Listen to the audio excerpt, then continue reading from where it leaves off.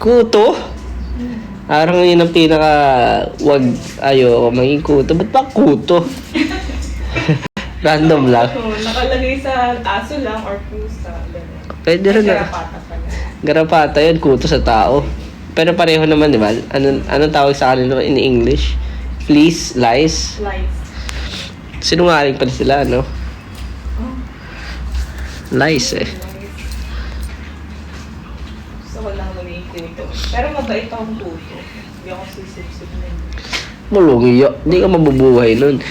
Ako, naniniwala ako sa, yung mga philosophy. Na parang, wala namang mabuti at masama talaga. Totoo ba? Ano yan, lahat. May term akong ginagamit yan. Na, it's just. Parang, kasi diba nung mga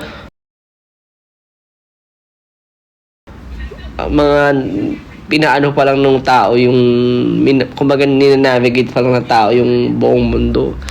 Wala namang ano-ano nun eh. Tama't mali eh. Wala namang rules nun eh. Meron. Ang nagpapasabi kung ano ang tama at mali, yung conscience.